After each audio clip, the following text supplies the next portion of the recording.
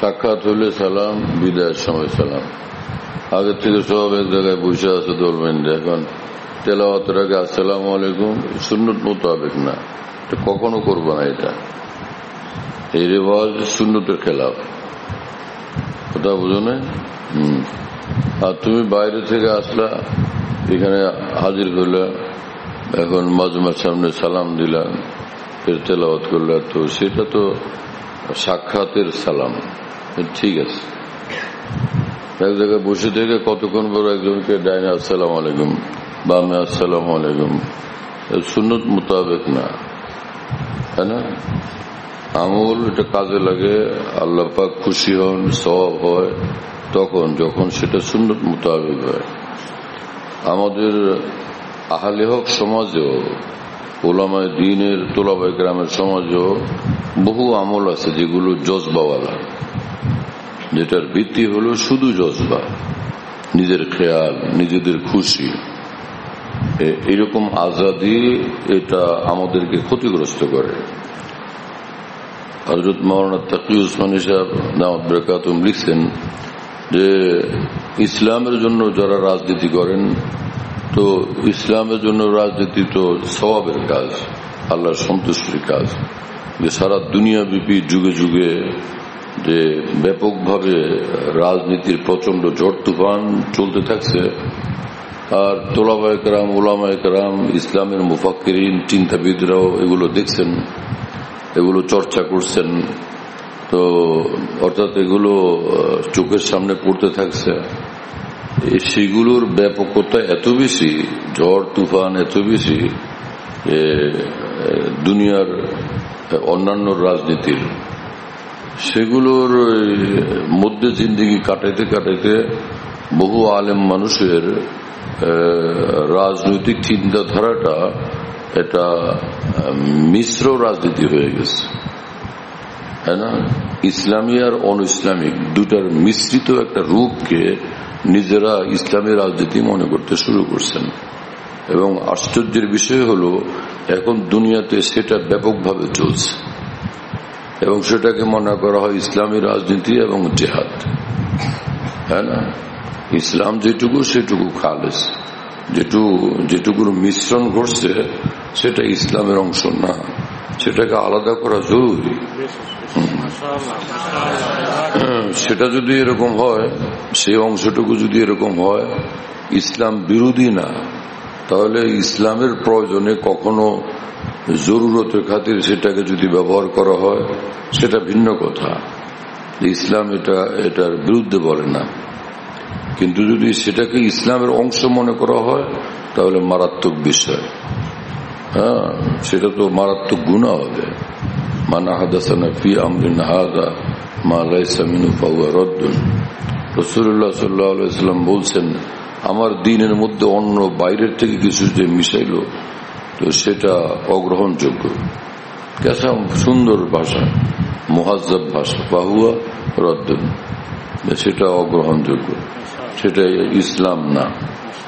কিন্তু এখন আমাদের দুনিয়াব্যাপী এই ইসলামী লোকদের মধ্যে এবং জাহিরি ইলম অর্জনকারীদের মধ্যে বিশাল সংখ্যক এরকম মিশ্র রাজনীতির দ্বারা কঠিনভাবে শিকার হয়ে আছেন, যেটাকে তারা আকীদাগতভাবে ইসলামী রাজনীতি মনে করতে থাকেন। তো এই ব্যাপারে এটা ঝগড়ার বিষয় না, চলো এটা নিয়ে ঝগড়ায় নামি, বহসে নামি না।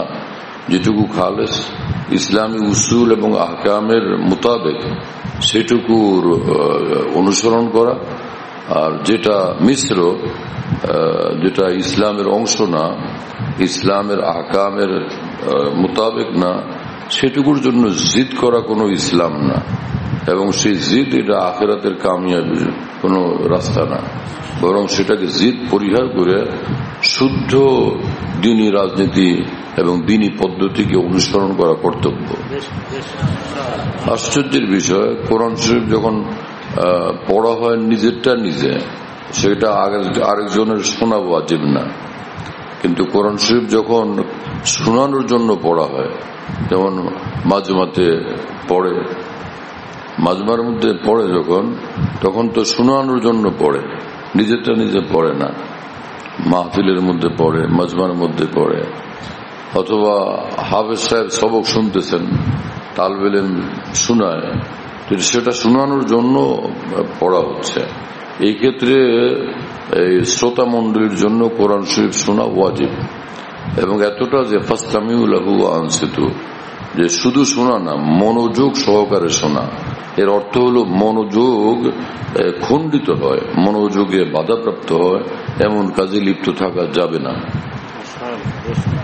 কিন্তু দেখা যায় যে অনেক জায়গাতে হাফেজ সাহেব হুজুর ওই পান বানাইতেছেন, জর্দা মিশাইতেছেন, হ্যাঁ না, চুন মাখতেছেন, ওদিকে তালবে ইলমের কোরআন শরীফ শুনতেছেন।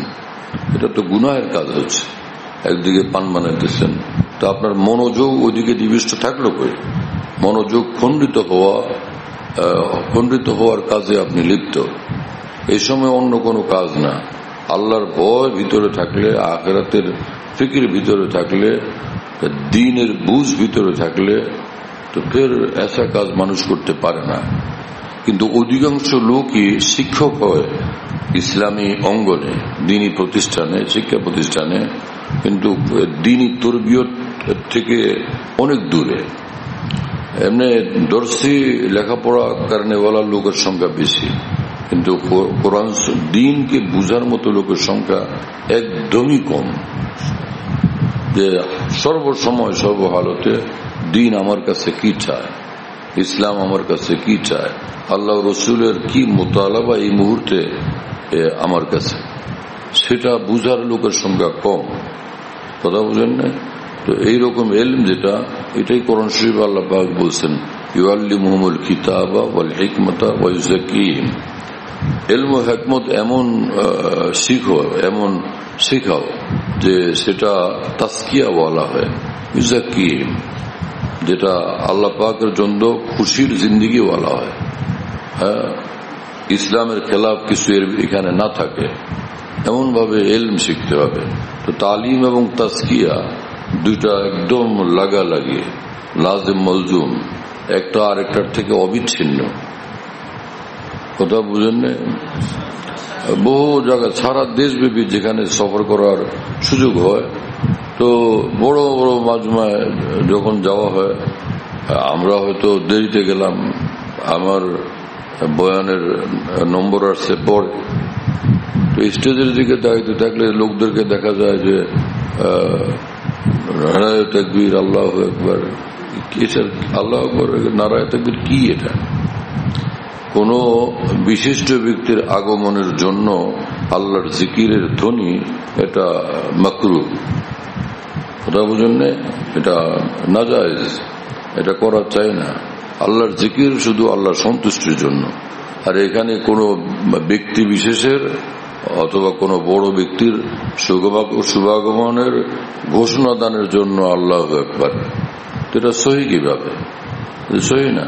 অথচ এই রেওয়াজ আমাদের ওলামায়ে দ্বীনের মধ্যে ব্যাপকভাবে চালু আছে, এবং অধিকাংশ ক্ষেত্রে চালু। কম ওলামায়ে দ্বীনের মধ্যে এই বিষয়টার এলম আছে, এবং অথবা এলম থাকলেও এটার উপর আমলের ফিকির আছে, রেওয়াজের উপরে চলা হচ্ছে। কথা বুঝেন না? হ্যাঁ। এবং স্টেজে গেলে দেখা গেল যে ওই একজনের তেলাওয়াত করতেছেন, হয় তুমি তেলাওয়াত করতে থাকো, একজন আসতেছেন, তো এদিকে তেলাওয়াত হচ্ছে, এদিকে হুজুররা স্টেজের উপরে বসে বা পরিচালক মন্ডলী তারা আপসে কথা বলতেছেন, সবাই গুনাহে কবিরা করতেছেন। কারণ এই সময় তো এই তেলাওয়াত শোনা ওয়াজিব, গুনাহে লিপ্ত না সকলে, ফাসতামিউ লাহু ওয়া আনসিতুর খেলাফ করার কারণে। কথা বুঝতেছেন ভাইরা? তো এই জন্য একটা হলো দর্শী তালিম, মানে ক্লাসিক্যাল পড়াশোনা।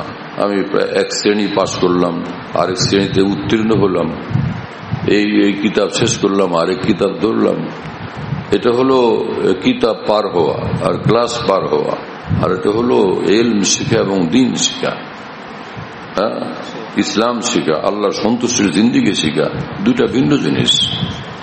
একটা পড়ে মুদাররিস হয়, আর একটা পড়ে আলেমে দ্বীন হয়, ইলমে নবুয়তের অধিকারী হয়, নূর নবুয়তের অধিকারী হয়। দুটা ভিন্ন জিনিস, দোনোটা এক না। একই উস্তাদের কাছে পড়ে, একই টেবিলের মধ্যে বসে, একজনে ইলমে দ্বীন শিখে আর একজনে এমনি ক্লাস করে। একজনে ইলমে দ্বীন শিখে, ইলমে নবুয়ত শিখে, সে আলেমে দ্বীন হয়। আর তার পাশের সাথী চায় সে মেধাবী হোক, সে লেখাপড়া করে ওই কিতাবেরই, কিন্তু সে আলেমে দ্বীন হয় না, সে মুদাররিস হয়, শিক্ষক হয়, টিচার হয়, প্রফেসর হয়। বড় বেশি কষ্টের বিষয়, বড় বেশি আফসোসের বিষয়। এত মাদ্রাসা আমাদের, হাজারে হাজারে মাদ্রাসা, হ্যাঁ, সব মাদ্রাসার মধ্যে যদি, সব মাদ্রাসার উলামায়ে দ্বীনের মধ্যে যদি দ্বীনের ফিকির থাকে 24 ঘন্টা, দ্বীন আর দ্বীন, দ্বীন আর দ্বীন, আমার মধ্যে দ্বীন আসে, তালিব ইলমদের মধ্যে দ্বীন আসে, আমাদের প্রতিবেশীদের মধ্যে দ্বীন আসে, আমাদের সমাজের মধ্যে দ্বীন আসে, খালেস দ্বীন, খালেস সুন্নাহ প্রতিষ্ঠিত হয়, আল্লাহ সন্তুষ্টিওয়ালা মুবারক জিন্দগি, নূরওয়ালা জিন্দগি কায়েম হয়। এই ফিকির আর দরদ যদি থাকে তো সমাজের চেহারাই পরিবর্তন হয়ে যাবে। কিন্তু আমাদের দিন প্রচার হলো বেশি চেয়ে বেশি ওয়াজ মাহফিলে যোগদান করা, তাও যার যার নিজের রুচি মোতাবেক, খেয়াল মোতাবেক, জজবা মোতাবেক, ব্যক্তিগত চিন্তা ফিকিরের ভিত্তির উপরে ওয়াজ করা। আরেকটা হলো যে আকাবিরের দ্বীনের শিক্ষা দীক্ষা উসুলের উপরে দ্বীনের কথা পেশ করা কোরআন সুন্নাহর আলোকে। এই দুইটারও আসর ভিন্ন, কিন্তু শুধু ওয়াজ করার পরিমাণ বেশি। আর দ্বীনের দরদ নিয়ে, আল্লাহ সন্তুষ্টির প্রেরণা নিয়ে একদম শরীয়তের আহকাম উসুল মোতাবেক কথা বলা, এসা ওয়াজ কম, এরকম ওয়াজ কম। আর না হলে যেই পরিমাণ লক্ষ লক্ষ মাহফিল হয়ে থাকে, পুরা দ্বীনের নূর দ্বারা একদম ব্যাপকভাবে সয়লাভ হয়ে যাওয়ার কথা, আবাদ হয়ে যাওয়ার কথা, কিন্তু সেটা হয় না। হ্যাঁ, সেটা হয় না কি জন্য? ওয়াযাক্কির ফাইন্না যিকরা তানফাউল মুমিনিন। কাফেরদের সামনে তো কথা বলা হয় না, মুমিনদের সামনে। কিন্তু সেই কোরআন শরীফে আল্লাহ বলতেছেন যে তোমরা আল্লাহর দ্বীনের কথা পেশ করো, শোনাও মুমিনদেরকে, নিঃসন্দেহে এটার ফায়দা হবে। ফাইন্না যিকরা তানফাউল মুমিনিন, ইন্না তাকিদের জন্য, তাহকিকের জন্য। হ্যাঁ না, কি অর্থ হলো যে দ্বীনের ফায়দা, দ্বীনি উপকারিতা, এটা অবশ্যই এখানে প্রতিফলিত হবে, বাস্তবায়িত হবে, অর্জিত হবে।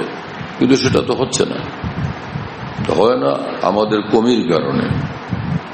তো কোনো দ্বীনি বিষয়ের ত্রুটিকে হালকা নজরে দেখা, এটা বড় অপরাধ, এটা বড়ই অপরাধ।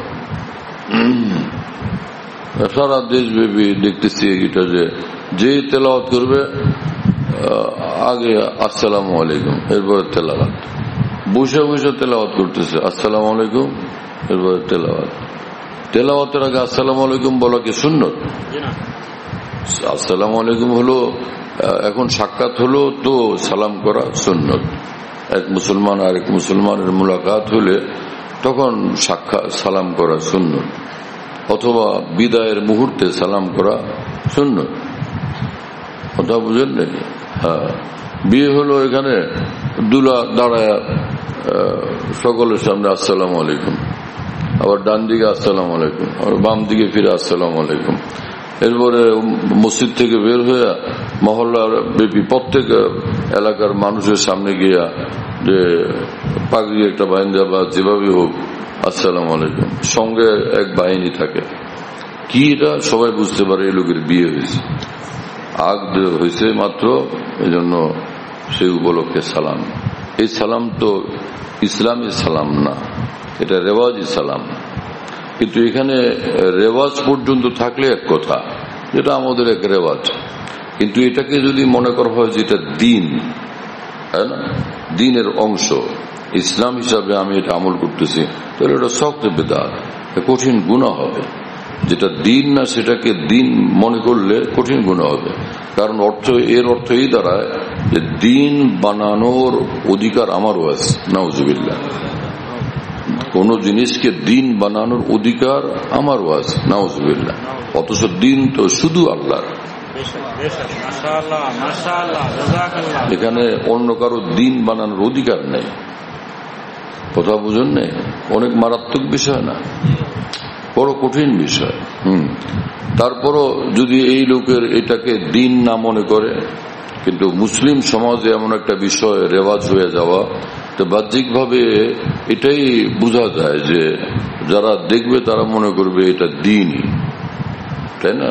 যে এইরকম ক্ষেত্রে এটা পরিত্যাজ্য, যাতে মানুষের মধ্যে দিন না যেটা সেটাকে দিন মনে করার এই অবস্থা তৈরি না হয়। কথা বুঝেন নাই? ইত্তাকু মাওয়াজিআত তুহাম। বহরহাল আল্লাহ তাআলা আমাদেরকে দ্বীনের সহি বুঝ এবং সহি প্রেরণা এবং সহি আমল এর তৌফিক দান করেন।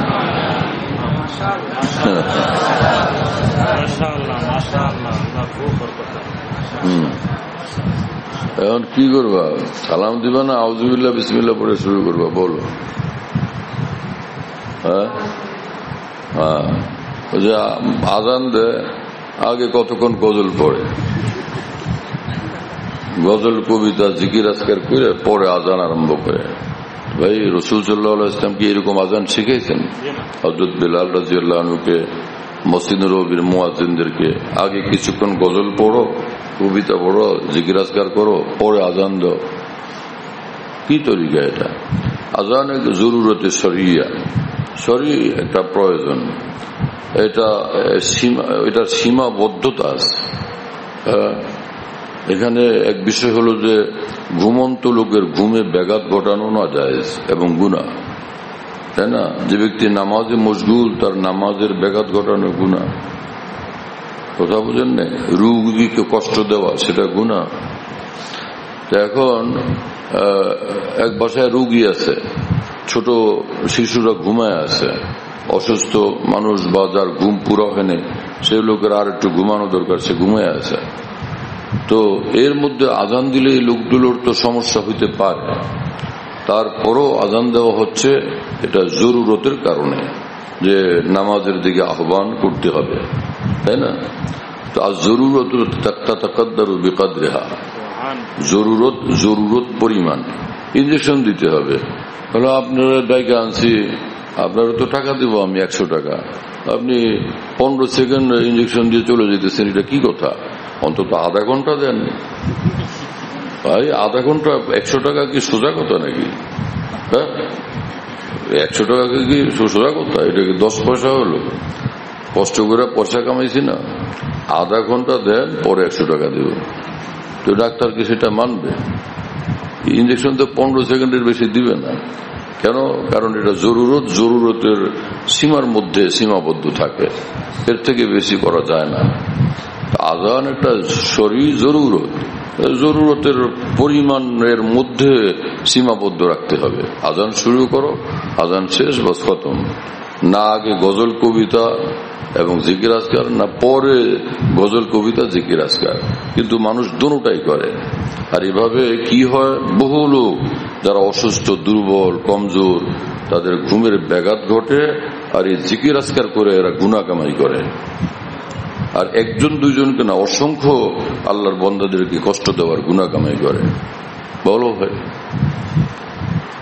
তো ঠিক হলো এটা? হ্যাঁ।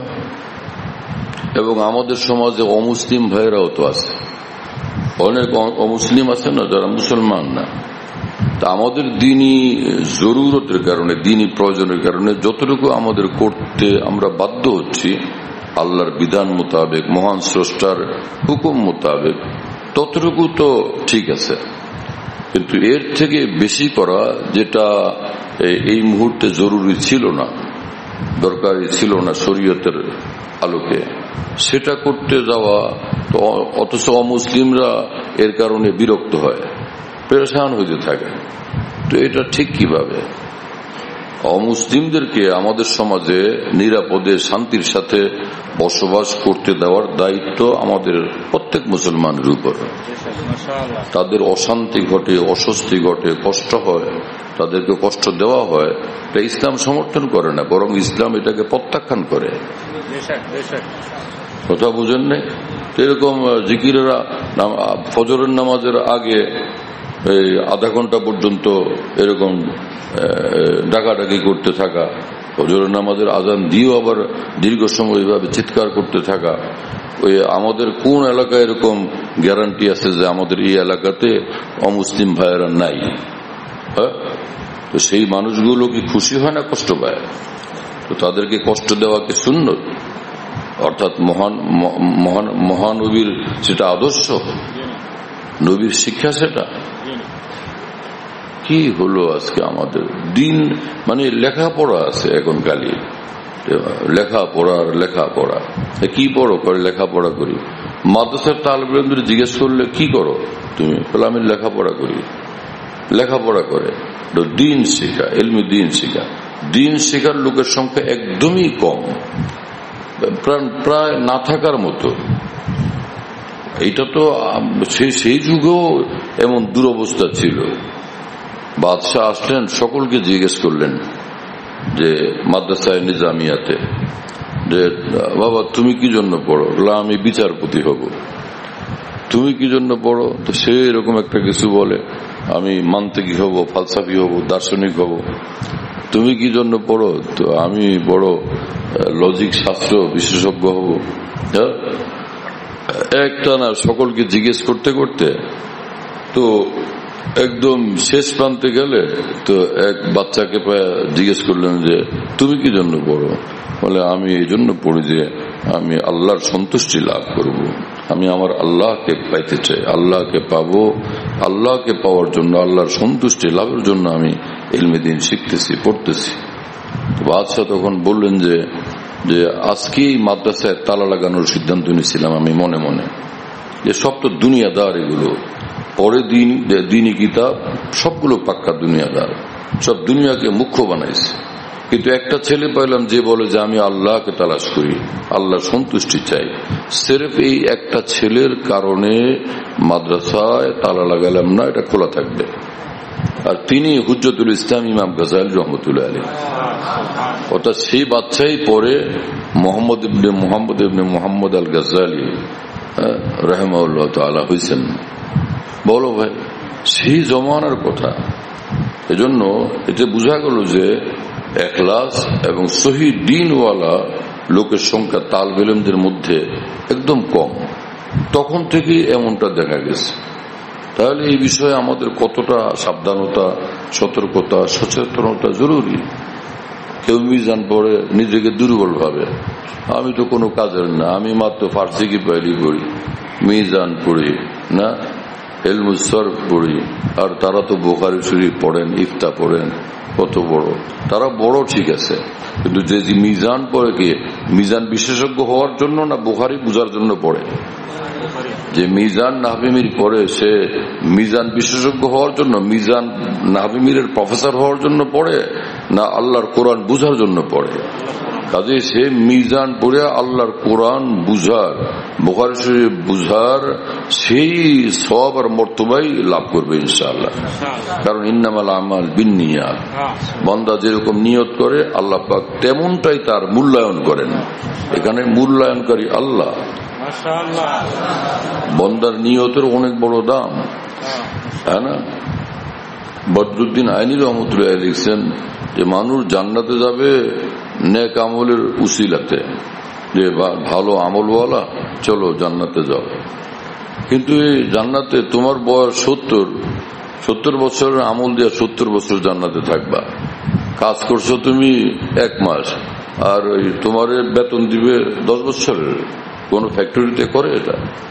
তাহলে তুমি নামাজ পড়ছো, ইবাদত করছো 10 বছর বা 70 বছর, তো সেই 70 বছর থাকো জান্নাতে, পরে বের হোক। অনন্তকাল জান্নাতে কেমনে থাকবা? তো লিখছেন যে সে জান্নাতে যাওয়া ঈমান আর নেক আমলের বরকতে, অনন্তকাল থাকা জান্নাতের মধ্যে সেটা নিয়তের বরকতে।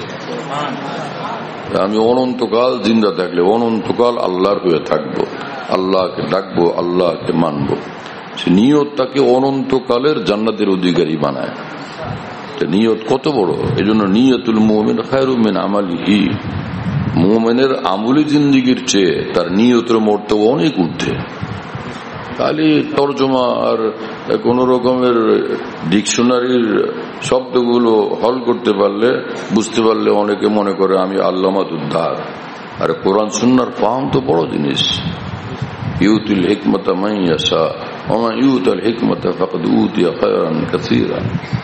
দ্বীনের গভীর সমঝ, পাকা সমঝ আল্লাহ যাকে দান করেন, সব দৌলত আল্লাহ তাকে দিয়ে দিচ্ছেন। বুঝতেছো ভাইরা?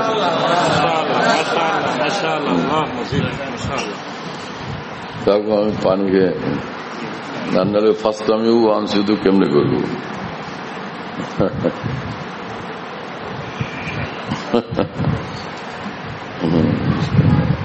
আমার কথা কি তোমরা বুঝতে পারবো না? কারণ এক এক এলাকার এক এক ভাষা। নোয়াখালীর ভাষা ভিন্ন, তো বললে অনেক এলাকার লোকেরা বুঝে না। চাটগাঁয় ভাষা ভিন্ন, বললে বহুত লোকে বুঝে না। আবার সিলেটি ভাষা ভিন্ন, বললে অনেক লোকে বুঝে না। ওই এলাকার লোকেরা বুঝে, বাকিরা হয়তো দিশা পায় না। হ্যাঁ, আল্লাহ তাআলার রহমত যে আমাকে আল্লাহ এমন এক ভাষায় কথা বলার তৌফিক দিচ্ছেন, যে অঞ্চলেই যায় সকলে বলে আমরা বুঝি। আমার খুশি লাগে যে আলহামদুলিল্লাহ সবাই বুঝতেছে। নোয়াখালীওয়ালারাও বুঝে, সিলেটওয়ালারাও বুঝে, চিটাগাংওয়ালারাও বুঝে, উত্তরবঙ্গ দক্ষিণবঙ্গ বুঝে। তো খুশি লাগে যে আলহামদুলিল্লাহ আমার কোনো টেনশন নেই, ঝামেলা নেই। হ্যাঁ না? কিন্তু চাটগাঁয়ের লোকেরা যখন বলে, কি যে বলে রব্বুল আলামিন জানেন। হ্যাঁ, রব্বুল আলামিন জানেন এবং তারা জানেন, আর ফেরেশতারা কিন্তু বুঝতে পারে। কারণ না হলে লিখবে কেমনে কিরামান কাতিবিন। জবানের কথা সারা দুনিয়ার মানুষই বোঝে। উর্দু ভাষীরা তো বাংলার ওখানে বসে বসে। আমাদের এখানে যে শেখুল হাদিস মাওলানা হাবিবুর রহমান সাহেব আছেন, চট্টগ্রামের ভাষা বিশেষজ্ঞ। কোন জায়গায় বিদেশে, সৌদি আরবে, মক্কা শরীফ, মদিনা শরীফ, চাটগাঁয়ে লোক পাইলে এই যে শুরু করেন তার সঙ্গে, ওই লোক একদম 100 ভাগ একিন করে এই লোক চাটগাঁয়া। পরে জিজ্ঞাসা করে, দাদা আপনার বাড়ি কোন জায়গায়? পরে দেখে যে আরে তো অন্য জায়গার লোক। হ্যাঁ, এবং এটা শুধু এটা না যে ওনারা জানেন, এটা নিয়ে তাদের গর্ব করেন যে আমরা এই ভাষা বিশেষজ্ঞ। ওই চট্টগ্রামের ওলামাদের কাছ থেকে এলম শিখতে হলে চাটগাঁয়ের ভাষা জানা লাগে। এই হিসাবে এটাকে ওনারা কাবিল ফখর মনে করেন। পারলে আমিও বলতাম, কিন্তু আমি অনেক চেষ্টা করলাম, কিন্তু আমি ফেল, পারলাম না। আমি চাইছিলাম যে আমি এমন ভাবে চাটগাঁয় ভাষা বলবো যাতে চাটগাঁয়েরা হতভম্ব হয়ে যায় যে বাপ রে, কিন্তু পারলামই না আমি কোনোভাবে। আল্লাহ মাফ করে দেন। চলো ভাই, ঠিক আছে। আউযু বিল্লাহি মিনাশ শাইতানির রাজীম।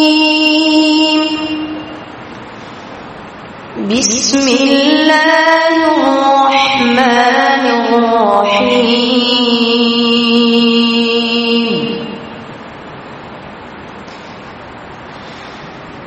আলহামদুলিল্লাহি রাব্বিল আলামিন।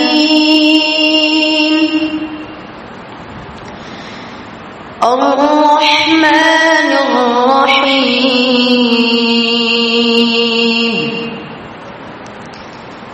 মালিকি ইয়াউমিদ্দিন।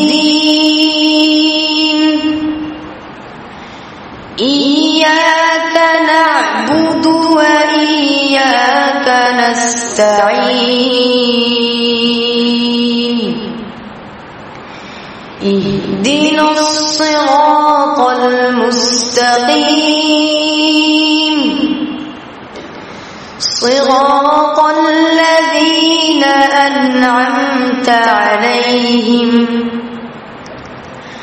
গায়রিল মাগযুবি আলাইহিম ওয়ালাদ-দাল্লিন।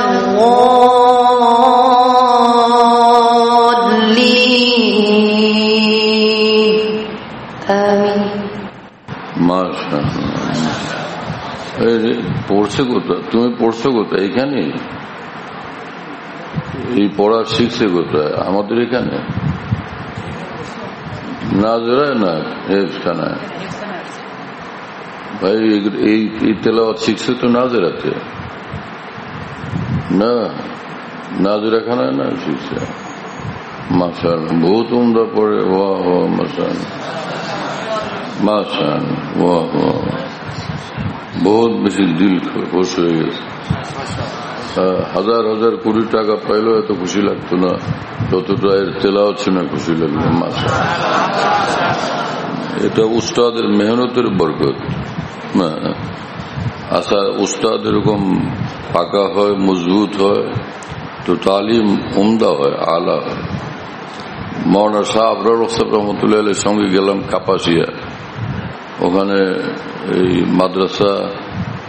মাদ্রাসায় দাওয়াতুল হক, তো ওখানে শাহরদি তালবে ইলম নাজেরার তালবে ইলমদের ডাকলেন, বললেন যে হ্যাঁ ভাই তো পড়ো, তো সূরা হুমাজা পড়ো।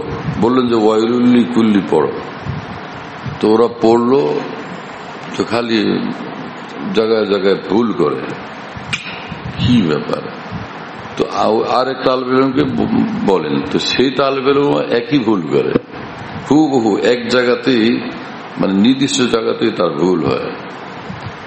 তো আবার পরে আরেকজনকে বললো আচ্ছা তুমি পড়ো। ওই তালবে ইলম ওই নির্দিষ্ট জায়গাগুলোতেই ভুল করে, বাকিটা ঠিক আছে, নির্দিষ্ট জায়গাটা আসলেই ভুল করে পড়তে। পরে যে কজন তালবে ইলম ছিল ওখানে, সব কজনের থেকেই হযরত শুনছেন। শোনার পরে হযরত বললেন যে নাজির জি কাহা হ্যাঁ, এদেরকে নাজেরা পড়ান। হযরত হাফিজ জি বলে না, হযরত এটার লোকে মিলে বলতেন নাজির জি, যে নাজেরা পড়ান তাকে। নাজির জি কাহা হ্যাঁ, তাকে ডাকলেন, যিনি নাজেরার উস্তাদ। কই আসলে? হ্যাঁ আপ পড়িয়ে। তো উনিও পড়লেন, উস্তাদ জি পড়লে পরে ওই নির্দিষ্ট জায়গাগুলোতে উনিও ভুল করলেন। তখন হযরত বললেন যে বাচ্চারা যে ভুল করলো, এই ভুল ওদের না, এই উস্তাদজির ভুল, এটা ওদের মধ্যে গিয়ে ঢুকছে। আর যে উস্তাদজির ভুল, এটা তার নিজের ভুল না, তার উস্তাদ থেকে তিনি পাইছেন। তার মানে খেস্তে আউ্বাল চুন হাত মেমার কাজ, তা সুরাইয়া মিরাবাদ দিওয়ার কাজ। পয়লা বুনিয়াদ যদি মানে ভুল হয়, তো এই বিল্ডিং যদি আসমান পর্যন্ত উঁচু হয়, তো পুরাটা ওইরকম ওই ভুলের উপরই হবে। পয়লা ইট রাখছে বাঁকা, তো আসমান পর্যন্ত বিল্ডিং বানালো বাঁকা হবে, তাই না? যেন উস্তাদ ভালো নির্বাচন করা জরুরি। অনেকদিন পর অনেক খুশি লাগলো যে আচ্ছা তেলাওয়াত শুনলাম ভাই, মাশাআল্লাহ। হ্যাঁ চলো, আর কে পড়বে পড়ো।